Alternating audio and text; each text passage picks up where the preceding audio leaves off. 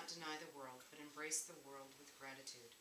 According to Patanjali, the world is for enjoyment of self or for the liberation of self.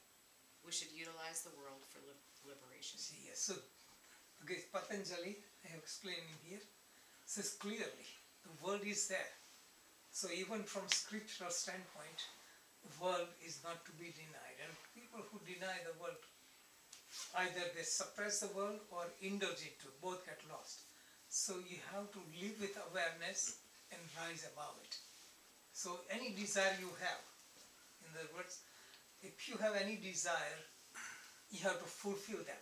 If you don't fulfill, next incarnation you will fulfill. It will haunt you until all desires are fulfilled. So how can you get rid of that? Fulfill it with awareness. Simplest example is like you have desire for wealth. You have desire for wealth, so your idea is maybe million or billion I win the lottery, I will do this and I will do this, and then I will be happy. Okay, suppose this is the desire. Instead of fulfilling that desire, you may not be able to attain in this life, or even if you attain it and you find nothing from it, you wasted your time. So instead of million, just get surplus of whatever you want and see if you're happy. Okay? So by observing and awareness, you see that you have so much surplus but it did not bring happiness. Other awareness is observe other people who have a lot and they're still miserable. So you can see the story and just think. They're successful, they're multimillionaire, they're healthy, they're famous, and still they do drugs, they commit suicide. Why do they do it? Then you realize that that path they took was the wrong path. So with all the experiences, we choose to go inward. That is the essence of the world.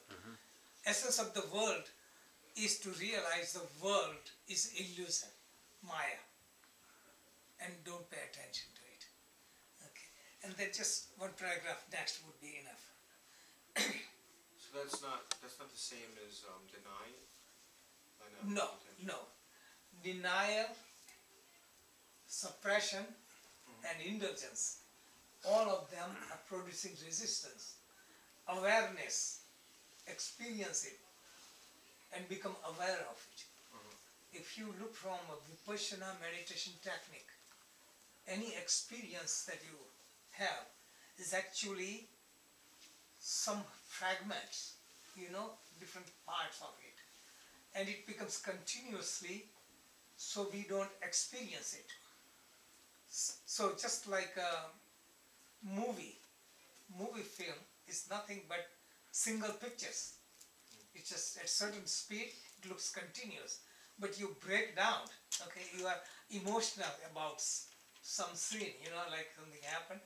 But you break down into components and you see each picture separately and your emotions will die away. This is illusion. See, same way, anything happens in life, if you break down into parts, that attraction will go away. So another way of saying is, if you're addicted to smoking, one of the meditation technique is slow down into components. So just like I have desire to smoke. Where does it feel? Where do I feel? Just break it down. I'm going for it, go extremely speed, slow speed. Touch, sensation, my hand is coming, touching the lips. Break it down. The whole emotion which is compulsive, unconscious reaction will come on the surface. And you can break the habit. I'm just giving you simple example. So we are conditioned. Same way, anything you experience pleasure, what is it? It is some sensation. What are thoughts? Thoughts, it's illusion. It's so many thoughts, there is no such thing. It's a impulse. So impulse is continuous, we call thought. Feeling, strong feeling, we call emotion, All this, everything has connection in the body. So Vipassana meditation technique focuses on sensation in the body because each emotion has connection. So this way, when you break it down, you can get rid of so many connections. The world is a school that teaches spiritual lessons. One should realize that the world is not a hindrance, but a useful tool for spiritual awakening. It is the perception of the world that the interpretation of the world that creates bondage or freedom.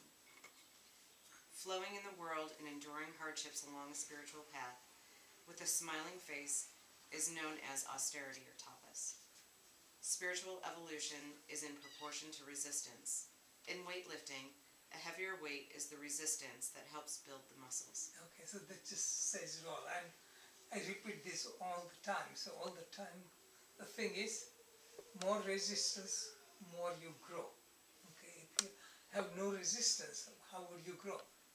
If somebody says, I'm practicing the discipline of telling the truth, and you go on vacation in a on mountain somewhere, it's a whole month I practice truth.